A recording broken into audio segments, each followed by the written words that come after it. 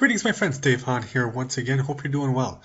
Tonight, wanted to share with you this blog post by Craig Ballantyne. He is the current editor of Early to Rise. If you're not familiar with earlytorise.com, definitely a great site to check out. They send daily emails of inspirational or helpful essays that influential people have written.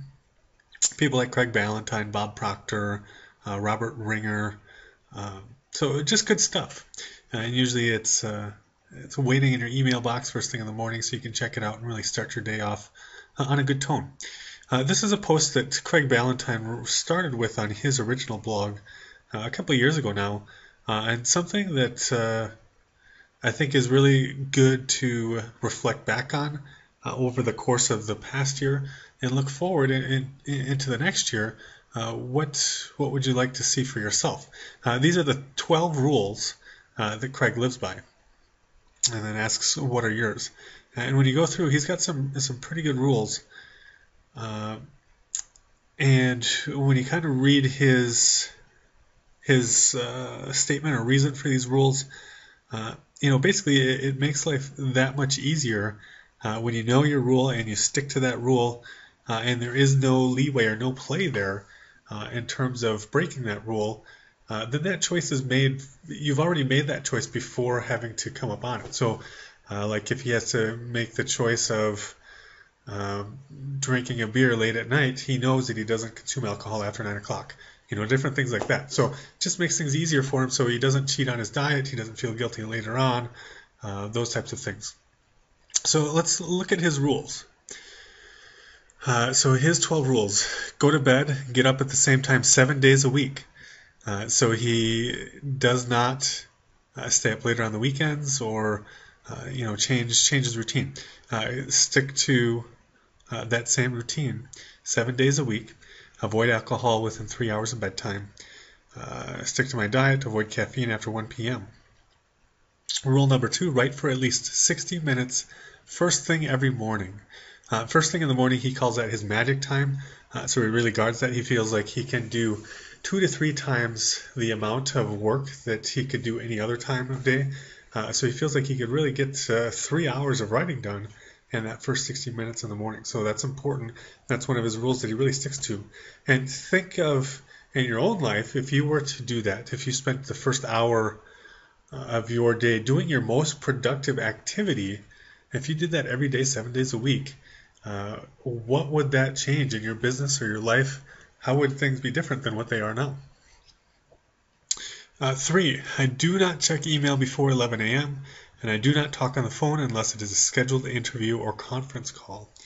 So pretty self-explanatory there. We all know that we kind of get sucked into email, and that can be one of those black holes of time. And then with phone, schedule your calls.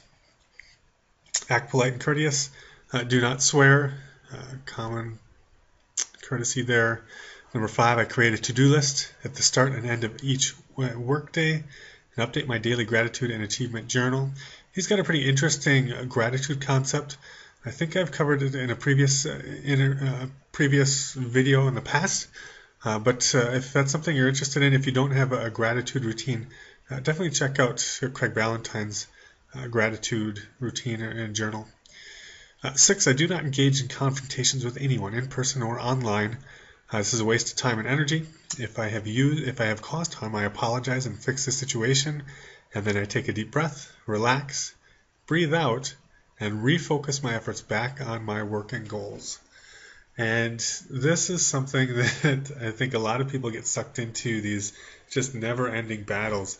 If you read online forums or even social media, it just gets sucked into all that negative energy, and just kind of back out of that and realize, what are you trying to do here?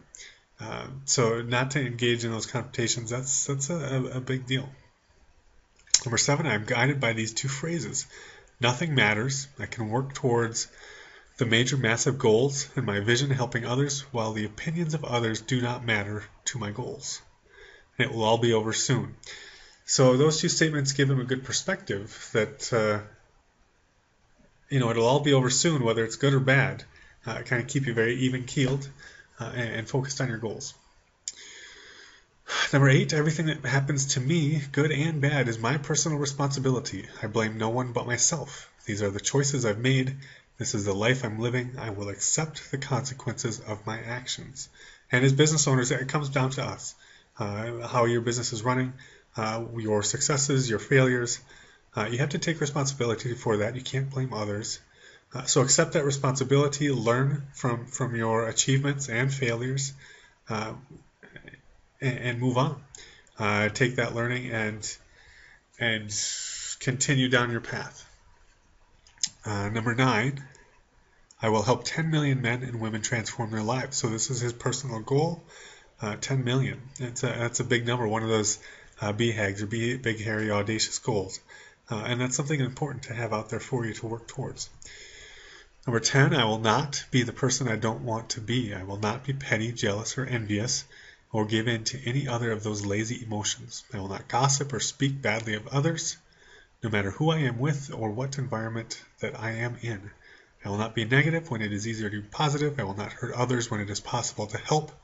I will know the temptations, situations, and environments in life that I must avoid, and I will, in fact, avoid them, even if it means loosening relationships with others who live in those environments. It's my life, and that matters more than what other people think of me. So that's a big personal statement. And that's something that you want to have, that solid thing there. So if you know that there's an environment there, you know that you need to avoid that and not kind of go through those endless circles of, well, what should I do in this situation? Should I go or should I not go? I know, family situations are all variable, and if you know anything about Craig Ballantyne, he's had those family situations too. Having that rule is something solid to live by. Number 11, I'll always keep the child within me alive. So that's a quote that he follows. And number 12, I will write with honesty and feeling. The opinion of others does not matter. What matters is the number of people that I can help by sharing advice and encouragement in my writing. So, 12 rules. Those are the rules of his life. If you think back, whether you have a written list or not in front of you, or rules that you live by, what rules have you been living by this past year or previous years? What governs your life or your daily method of operations? How do you function? And if you don't have a set of rules, what are your rules moving forward? If you were to write a set of rules, whether it be 12 seems like a good number, even if you just have one rule that you stick to, or 20 rules. I think it's important to have a written list and something that you refer back to, and something that you revisit and can work on. Almost like our country has a constitution, your own personal constitution. So I guess I would challenge you to create your own set of rules or your own constitution. And I know that's something that I've got Craig's rules up in by my desk, and something that I review fairly often or frequently, and is something that I need to do more of really kind of building my own rules, independent of what he's got, that work more in my world. So I think that would be definitely something good for me to do for 2014. And I would encourage you to do it as well. So if you have rules that you live by, feel free to post them in the comments below, or on my Facebook page. I'd love to hear from you. Make it a great day. I'll see you again tomorrow.